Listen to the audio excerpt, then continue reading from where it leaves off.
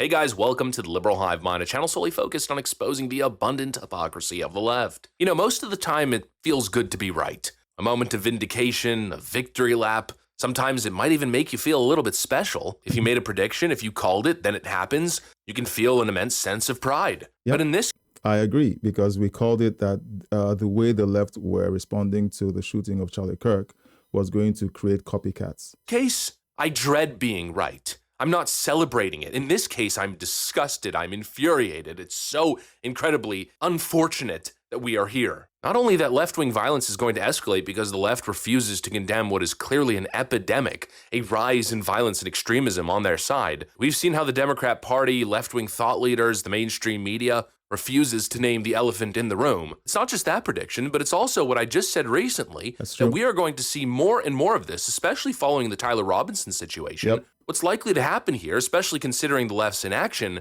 is that we're going to start seeing copycats. We're going to see young radicals looking at what Tyler Robinson did and being inspired to copycat and do the same thing. And of course, we just saw that recently, a shooting at an ABC affiliate building, then a shooting at a wedding with some left-wing nutcase yelling, "Free Palestine." And I didn't know about the shooting at the wedding. And now it seems we have a literal Tyler Robinson copycat situation as another left-wing shooter with a scoped rifle sets up on top of a rooftop and starts indiscriminately shooting at ICE officers. Many have been pronounced dead, and of course we now have a motive. Ding, ding, ding, another left-wing shooter. Let me show you guys exactly what's going on. We got some stuff to get into, so let's roll the tape. All right, folks, so just like I said, the danger of this culture of violence that the left wing has been engaging in is that once the genie's out of the bottle, it's really hard to put it back in. And so now we seem to be seeing a violent snowball effect. Hi, I'm Diane Macedo. We are coming on the air with breaking news. Multiple people are dead after a shooting at a Dallas ICE field office this morning. I spoke with Acting ICE Director Todd Lyons just moments ago. Here's what he had to say about the situation.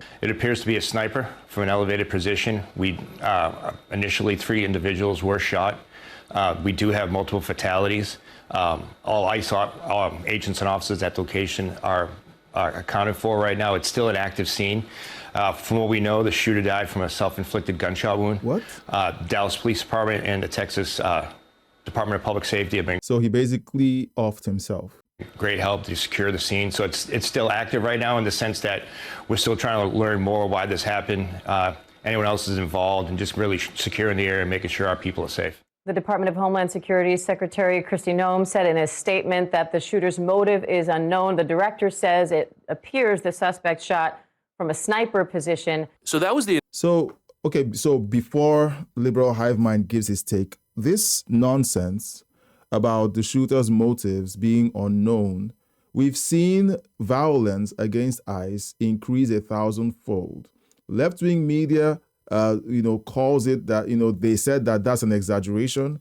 The Democrats keep stoking the fires. And when things like this happen, they say the shooter's motive is unknown. I don't agree. Initial news that dropped, and instantly the left took to social media and insisted that this shooter was MAGA. They made that claim based on the fact that he didn't kill ICE officers, but rather had killed detainees. But that narrative made zero sense from the start. Targeting an ICE facility, it doesn't really seem like something a MAGA conservative would be doing. And obviously that's an inherently political act and consistent with all the anti-ICE agitation that we've seen. The idea that a right-winger would be shooting at an ICE detention facility is completely incoherent considering the political alignment. But all kinds of leftists on social media started running with that very politically convenient storyline. And that's horrible. And then of course the truth comes out. And again, the evidence is undeniable. Law enforcement, specifically the Dallas Police Department, for their quick and timely response.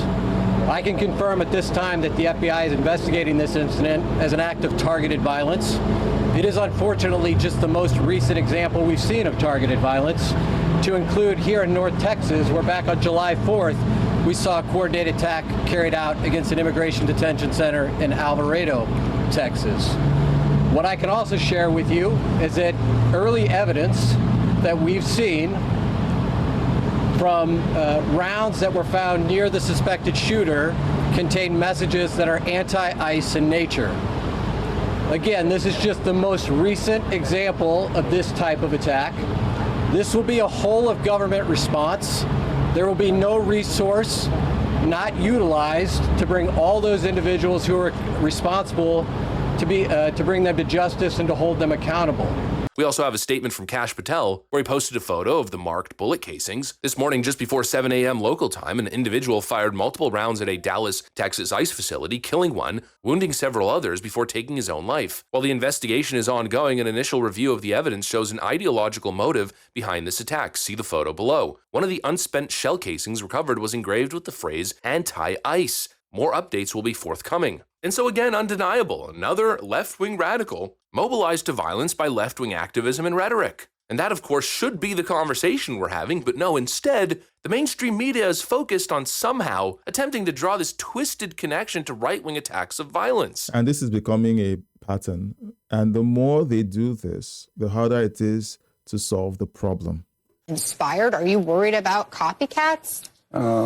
Yes. I don't know if the rooftop trend is going to be a thing. I mean, it could just be coincidental that the best vantage point just happened to be elevated positions in this case.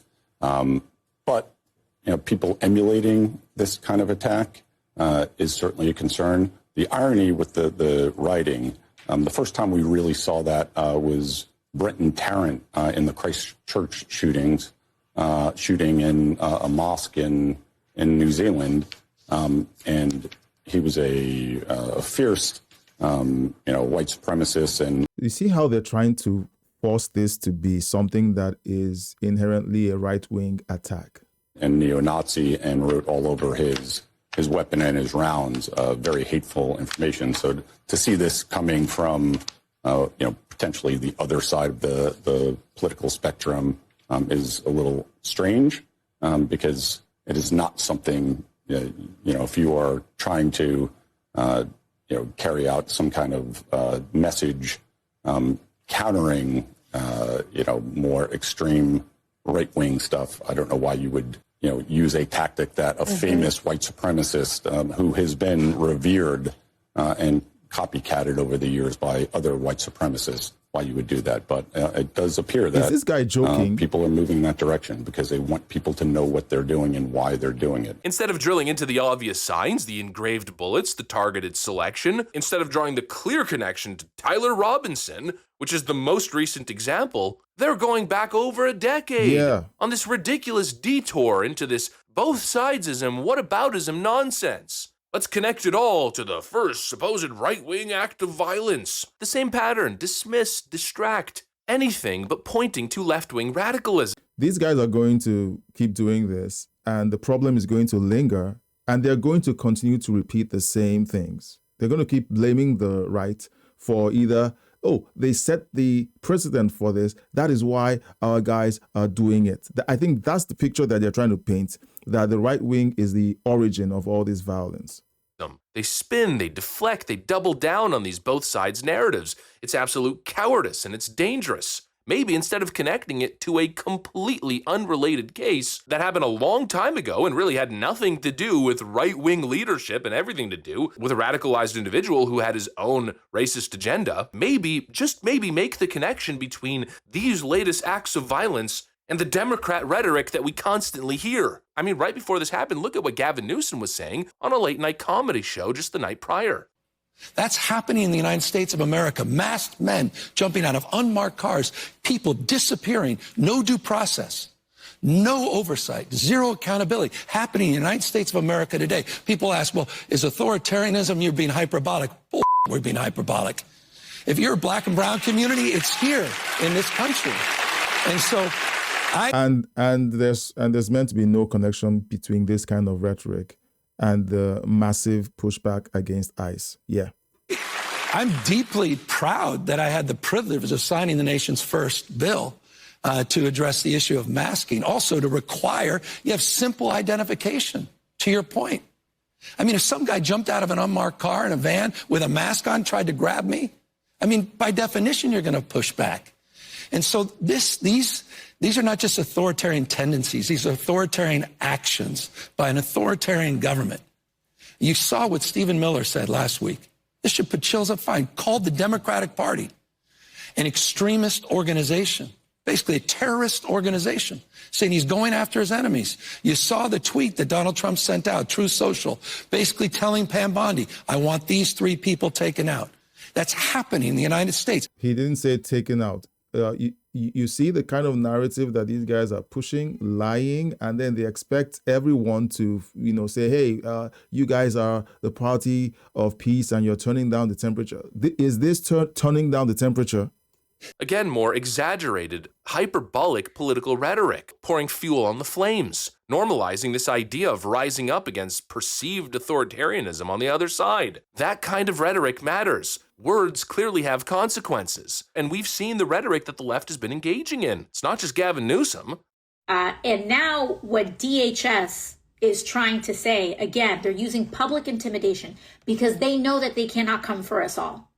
They know that they cannot come for us all. And recently what they said is that DHS is allegedly looking into arresting members of Congress who were showing up for their legal and constitutional obligation to conduct oversight. If anyone's breaking the law in this situation, it's not members of Congress, it's the Department of Homeland Security. It's people like Tom Homan and Secretary Kristi Noem. You lay a finger on someone, on Representative Bonnie Watson Coleman, on Representative, or any of the representatives that were there. When you guys act like thugs, showing up at ICE facilities, shoving ICE officers and cursing them out, of course someone has to, put you guys in order. You lay a finger on them, we are going to have a problem. Because the people who are breaking the law are the people who are not abiding by it. And it is enshrined in the law that members of Congress who show up to ICE and CBP facilities are required to be granted access, legally required to be granted access. And they legally cannot be inhibited from accessing these facilities to conduct their constitutional obligation to investigate and conduct oversight. When people like AOC take to social media to spread misinformation about the procedure for Congress people going to ICE facilities for inspection, it's not surprising that people begin to feel like ICE is a problem. ICE is a fascist organization, and it's open season for ICE when she makes it look like ICE is acting illegally and is preventing duly elected representatives of the people from inspecting the facility. It is these kinds of broadcasts that create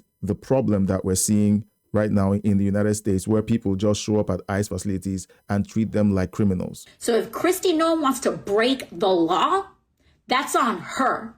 But it sure as hell is not someone like Representative Robert Menendez that needs to be arrested, okay? It's AOC and every other left-wing figure and all the TikTok activists who follow suit, who regularly compare conservatives to fascists, who claim that ICE are Gestapo, this mainstream political movement that repeatedly dehumanizes our side, this culture of creating moral cover for violent actors. We're going to pretend as if we're surprised when attacks on ICE agents are up 1,000%? Again, I am done with your both sides nonsense, and I'm not taken by your phony outrage claiming that Donald Trump is such a bad person for clearly identifying what is happening on the left. We are seeing an actual domestic terrorism problem emerging from the left wing, and it's really not abstract. It's pretty damn clear. This is the inevitable outcome of a culture that refuses to police its own rhetoric and intentionally blurs the line between activism and violence. And they continue to blame the other side for being the ones with the violent rhetoric. You can see the intensity in the way she's presenting her case. I don't see anyone on the Republican side doing this. Have you? Or basic conservative common sense policy and fascism. Democrats and their media allies can keep pretending that this is a symmetrical problem, or maybe, just maybe, they can finally stand up and do the right thing. Call it out, name it. Stop excusing it. Stop pushing narratives that protect political allies. If you actually care about public safety, you don't shrug when violence comes from your side, especially not at epidemic levels like this. We are not stupid. It is very obvious. Again, it's not abstract. It's very clear where this is coming from. Stop the normalization of violence. Stop pretending your rhetoric doesn't have consequences after spending the last 8 years lecturing us on rhetoric having consequences and Donald Trump's supposed incitement to violence. Be consistent for half a freaking second. We've seen 4 left-wing acts of terror in the last 2 weeks. That is not normal. That is an epidemic. That is left-wing domestic extremism. And when they try to prove that violence comes from the right, they reach back into some obscure incident that you can't even connect to what's going on today. Last 2 weeks. That is not normal. That is an epidemic. That is left-wing domestic extremism, domestic terrorism. And there's no more beating around the bush. That is what's going on. Anyways, that's what I got for you guys. Thanks for watching, and I'll see you on the next one. Well, many of us called it. We did warn that if the left didn't reel in their rhetoric, and if left-wing media didn't change the way they were representing Charlie Kirk, his murder, and running interference for these extremist actions coming from left-wing protesters and people who were simply trying to make the to reduce the implications of the Charlie Kirk assassination. We said that there would be copycats, and now we're seeing that play out before our eyes. Let me know what you think in the comment section about this developing story. Of course, the shooter was reportedly he eliminated himself. And we're still hearing the same rhetoric coming from the left and trying to deflect and make it a problem that's coming from the right. So let me know in the comment section what you think of this entire situation. And please consider subscribing, liking, and sharing this video. Head on over to Liberal Hive Mind to subscribe to his channel. I'm sure that he will appreciate it, and tell him that I sent you. If you've watched for all this long, you're a super fan, please consider subscribing, liking, and sharing this video.